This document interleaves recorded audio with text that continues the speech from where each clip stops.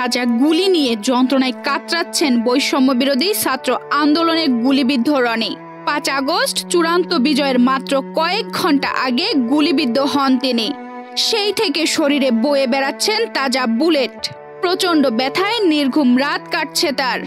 একদিকে ঋণের বোঝা, অন্যদিকে সংসারের অভাব অনটন। দুধের শিশুর খাবার জোগান আর নিজের চিকিৎসার দুশ্চিন্তায় শুয়ে শুয়ে চোখের পানি ফেলছেন রনি।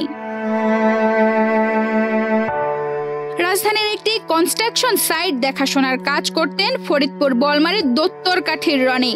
বৈষম্য বিরোধী ছাত্র আন্দোলনের শুরু থেকেই স্বয়ংক্রিয় কর্মী হিসেবে রাজপথে ছিলেন তিনি।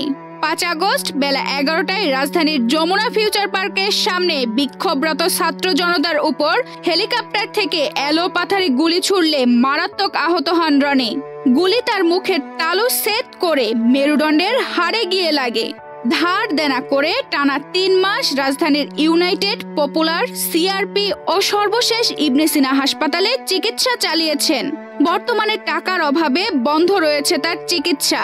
শরীরে গুলি নিয়ে দিনরাত কাতরাচ্ছেন তিনি। রনির বাবা মা জানান, রনির মেরুদণ্ডের হাড়ের মধ্যে গেঁথে থাকা গুলি অস্ত্রোপচারের মাধ্যমে বের করা ঝুঁকিপূর্ণ বলে জানিয়েছেন চিকিৎসকরা। এজন্য আরো সময় লাগবে। বিদেশে উন্নত চিকিৎসা করাতে পারলে হয়তো গুলি বের করা সম্ভব। রনির পেছনে ঋণ করে 6 থেকে 7 লাখ টাকা খরচ করেছেন। একদিকে ঋণের বোঝা, অন্যদিকে বাবা ছেলে বেকার। অভাবের সংসারে দুবেলা দুমুঠো খাবার জোগাতে হিমশিম খাচ্ছেন তারা। এখন আমরা দিশেহারা, জানি না ছেলেটার চিকিৎসা শেষ পর্যন্ত করাতে পারবো কিনা। ঢাকায় থাকতে সমন্বয়করা এসেছিলেন, নাম ঠিকানা নিয়েছেন, প্রতিশ্রুতি দিয়েছেন ভালো চিকিৎসা সহ আর্থিক সহায়তার।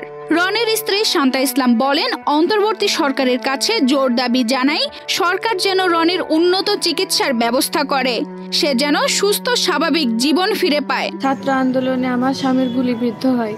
এই পর্যন্ত তার কোনো সরকারিভাবে কোনো চিকিৎসা হয়নি। সরকারের কাছে অকল আবেদন যেন তার ভালোভাবে চিকিৎসাটা হয়। আমার এই হাতের এখান থেকে মাথার পিছন থেকে পুরো হাত ব্যথা করে।